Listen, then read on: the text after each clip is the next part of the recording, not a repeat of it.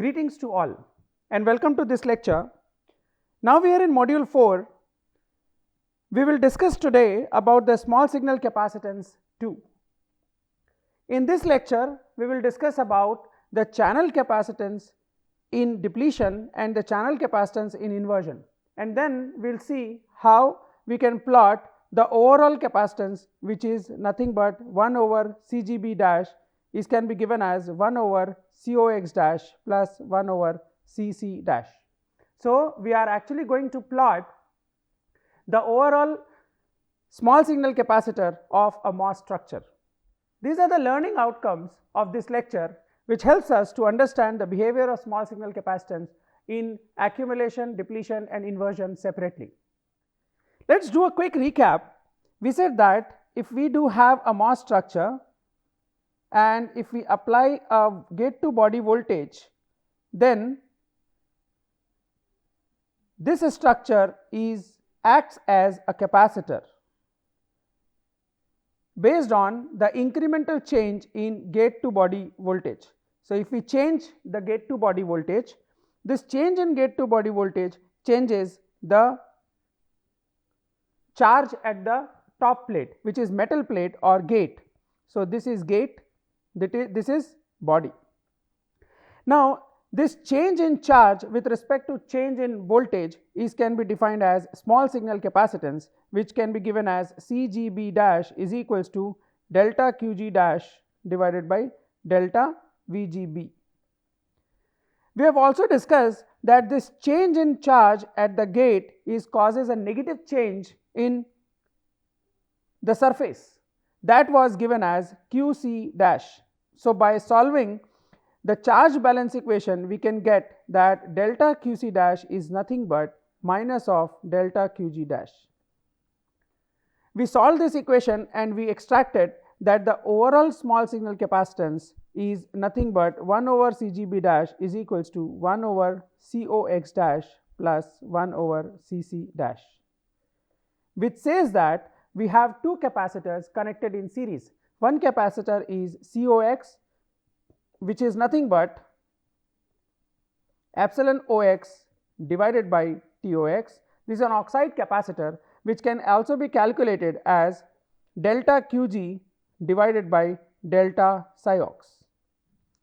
The other capacitor is due to channel charge, because when you change the voltage either in positive direction or negative direction, the QC will get changed, and hence you can define a channel charge CC dash for change in channel charge with respect to change in gate to body voltage.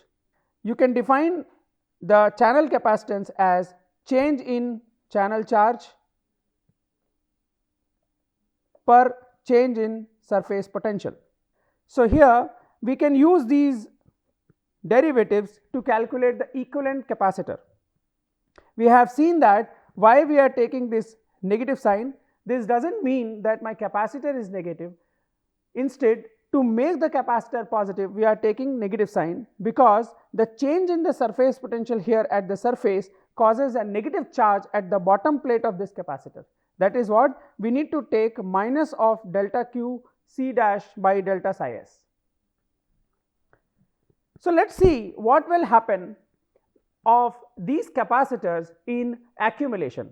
So we know that the overall equation of CC dash can be given by signum of psi s into 2qNA into epsilon s into 1 minus e to the power of minus psi s by phi t, or plus e to the power of minus 2 phi f by phi t e to the power of psi s by phi t minus 1 divided by 2 times of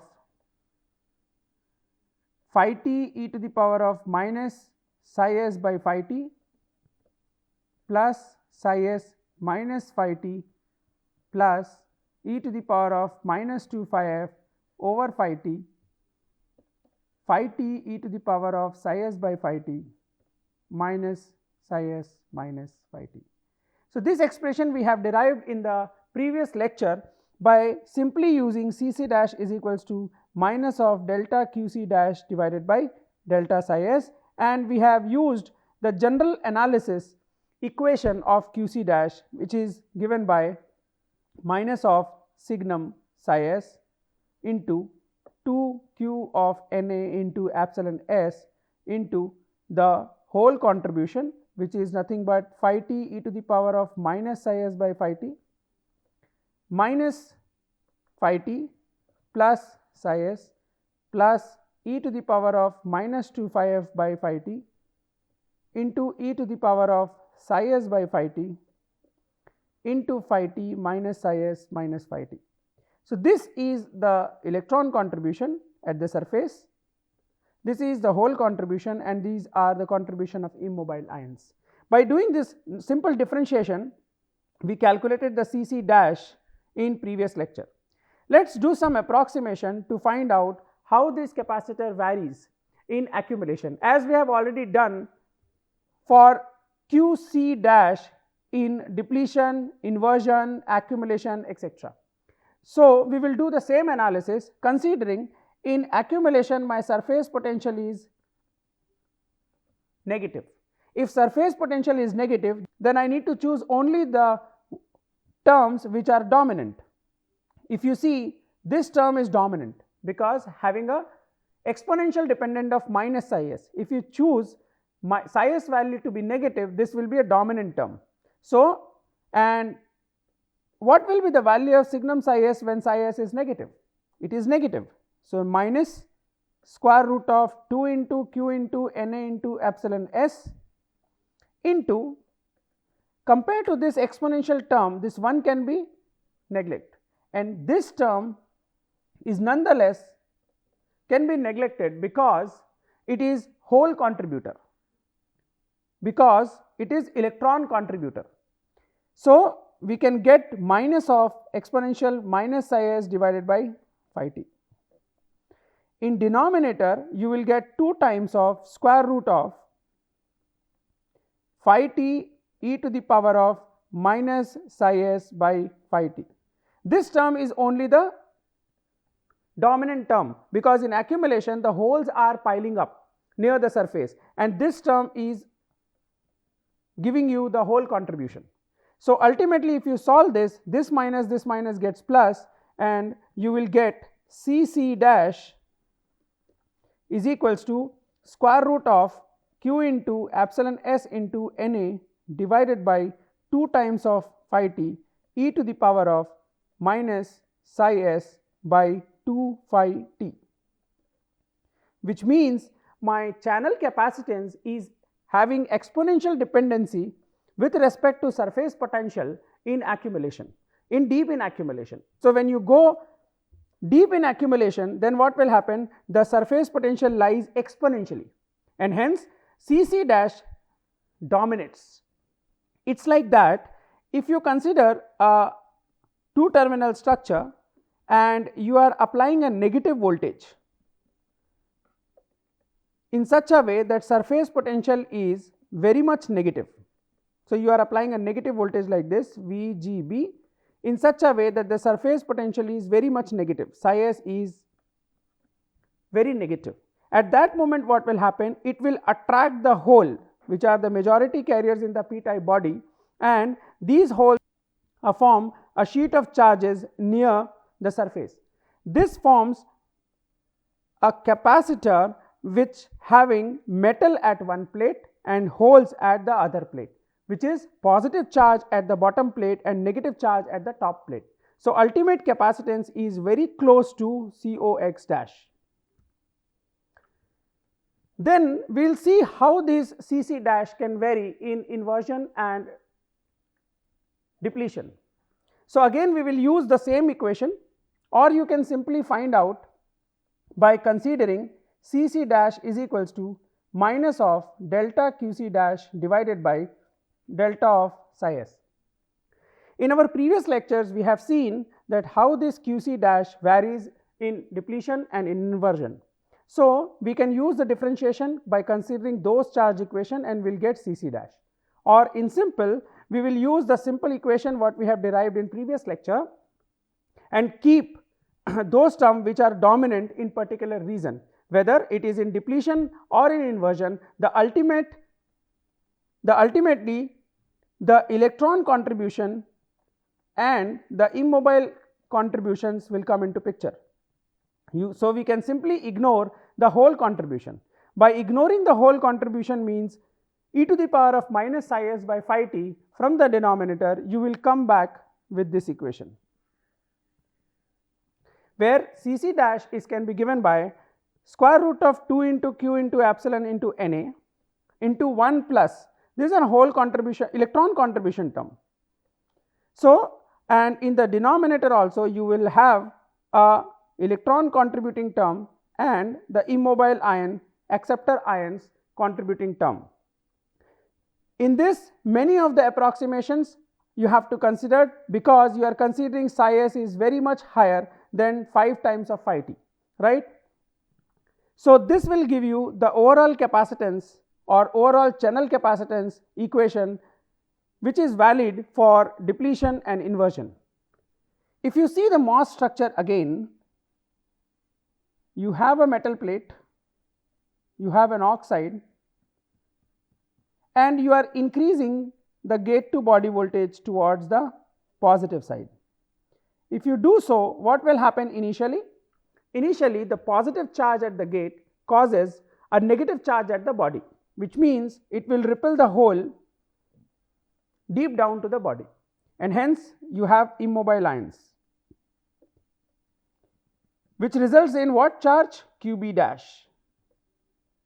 So the change in QB dash with respect to change in surface potential results in a capacitance that is called body capacitance, or denoted as CB dash. The moment you increase VGB beyond a certain value, which we called it as surface potential of 2 phi f, the electrons from the body will come close to the surface, and hence inversion region formed. So the change in the inversion charge with respect to change in the surface potential will give you what? Inversion capacitance. So we can simply use the potential balance equation and the charge balance equation to see how these capacitances are related. So let's start with the total charge equation, which says that QC dash is equals to delta of QI dash plus delta of QB dash, meaning if you change the voltage by a small amount, then the channel charge will get changed, and that change is reflected in the inversion charge as well as in bulk charge, right, or the body charge. As we know, the Cc dash can be given as minus of delta Qc dash divided by delta psi s. So we can simply split into two parts, minus of delta Qi dash divided by delta psi s minus, or you can write plus of minus delta Qb dash divided by delta psi s. From our previous discussions, we have already claimed that this minus term does not mean the capacitor is negative.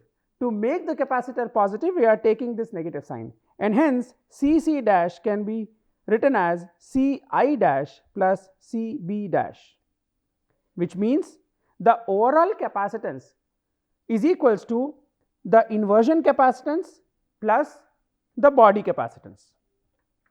So this can be given by these equations.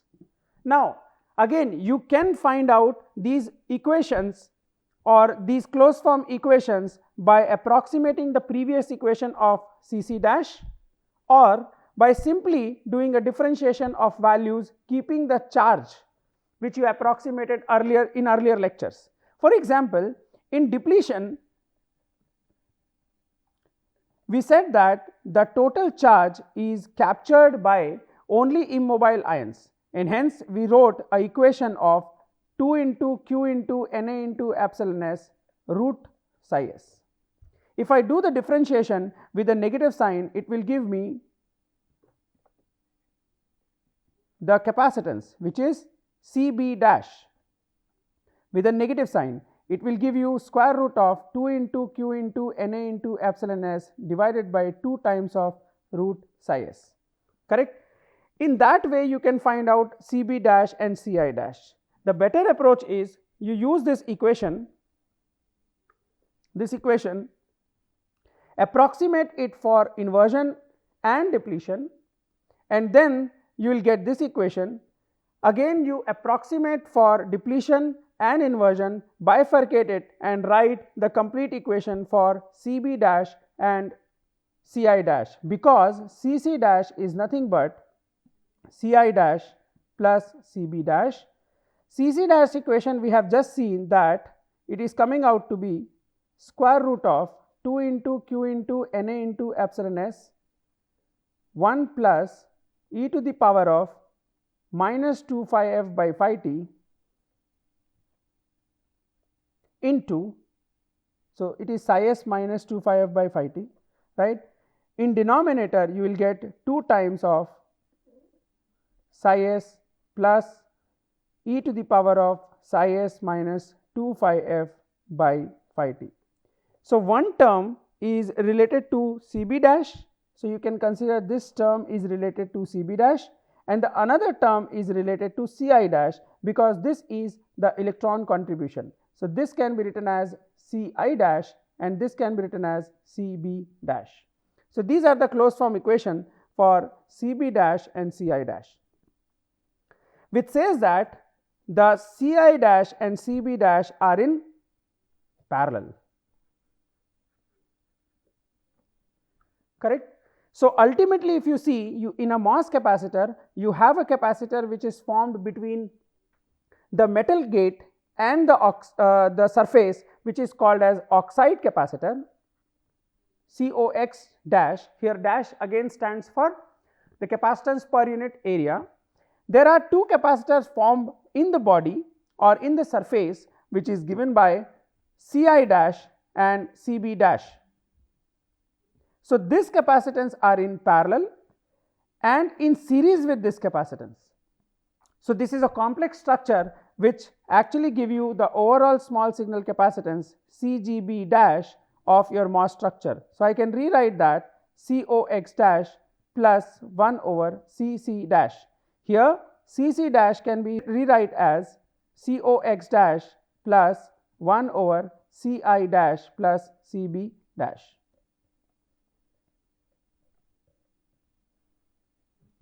Now, let us plot this graph and try to understand the aspects of these capacitance, these small signal capacitance with respect to surface potential. So, if you closely look into the derivation, what we did is Cc dash is nothing but minus of delta Qc dash divided by delta psi s. Similarly, Ci dash is nothing but minus of delta Qi dash divided by delta psi s, and Cb dash is nothing but minus of delta Qb dash divided by delta psi s. Don't you think this is nothing but a slope of a curve plotted between the charge and the surface potential? At this stage we are familiar with that kind of graph, because in previous lectures we have plotted that graph with respect to surface potential. So, if I am plotting a overall charge, we can plot for different values of surface potential. We said that if the surface potential is phi f, 2 phi f, right. So, if the surface potential lies between phi f and 2 phi f, the charge at the semiconductor surface is dominant by the bulk charge or given by the immobile ions. After 2 phi f, the inversion charge comes into picture and it is exponentially rising with respect to surface potential, and the sum of these total charge is nothing but your channel charge. So, this is your Qc dash. We plotted the magnitude of the charge. So, this is Qc dash, this is Qi dash. If we take a slope of this curve, it will give me the capacitance, which is nothing but this. So, let us analyze the capacitance with respect to surface potential. Let us analyze the first graph, which is Qb dash versus psi s. As we have seen, Cb dash can be given as square root of 2 into q into Na into epsilon s divided by some 2 times of root psi s, meaning it will decrease, Cb dash will decrease when the surface potential is increases, and exactly at 2 phi f the inversion capacitance dominates, right. So, you can simply see the error in this graph is actually coming up in this graph, meaning if you have a small quantity and you are taking a derivative of that, then that will be amplified. If a small error will come up to plotting this graph between charge and surface potential, this will be amplified in the capacitance graph, and hence one should take very much precaution while plotting the graph between surface potential and the charge. For example, to plot this QB dash, we assumed that it is a depletion approximation and charge sheet approximation, meaning that the complete charge in the depletion and in the weak inversion is given by the immobile ions. There is no mobile charge carriers present into it. Further, we have assumed that the inversion charge is having a very small or very thin thickness. So, the total surface potential across the inversion charge is 0. In that condition, we extracted this QB dash.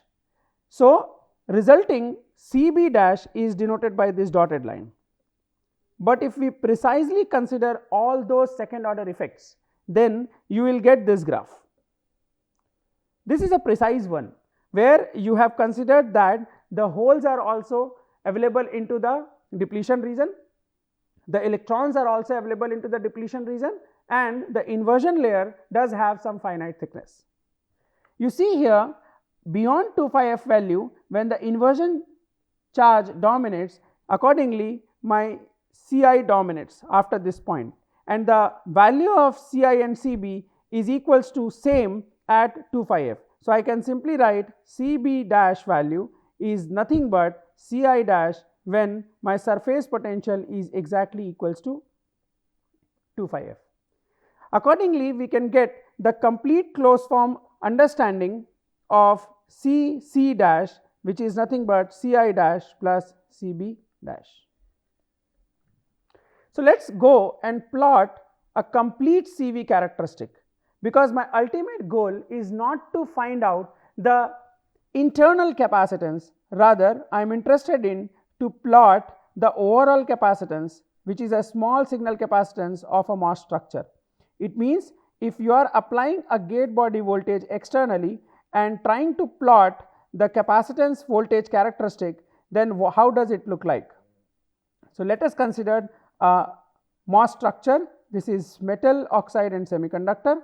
Here the potential drop is psi ox, here the potential drop is psi s, and you are applying VGB. Based on the VGB value, the surface potential varies. So, for surface potential is equals to phi f, we defined VGB value as VLO.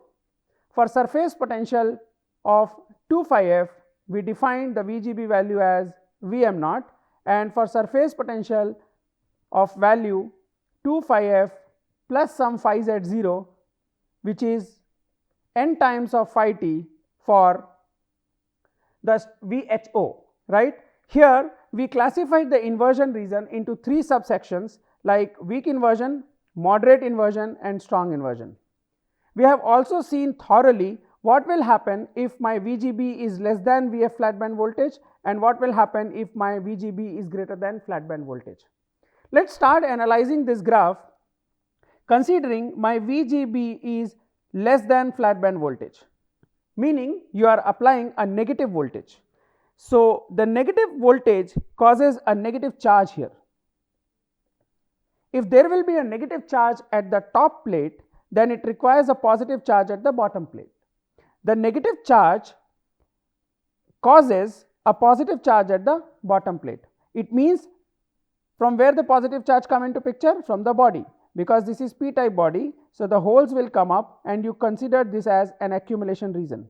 So, in the accumulation region, if you go back and see the expression for Cc dash, you will find it is Q times Na epsilon s divided by 2 times phi t into e to the power of minus psi s divided by 2 phi t, meaning it is exponentially related. If psi s become negative, the charge here, the presence of charge will be exponent, right, and hence the Cc dash becomes very, very high. So if you are interested to plotting Cgb dash, which is nothing but the series combination of Cox dash plus 1 over Cc dash. If this quantity is very, very high, then this complete quantity becomes very, very low and can be neglected, and hence the overall Cgb dash is approaching towards Cox dash or the oxide capacitance. You can think like that you are applying a negative voltage towards the metal gate, and hence it requires a positive charges at the surface. From where the positive charge will come up? From the body.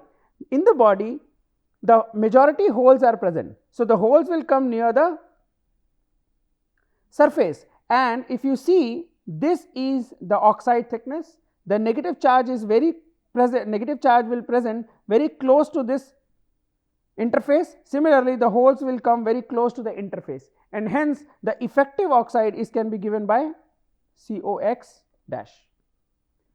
Now, when you increase VGB towards the flat band condition, in previous lecture we found in the flat band condition also there is a capacitance, because in the flat band condition, though the charges, the bands are flat, the charges are not available, but the charges are responding with the incremental change of VGB.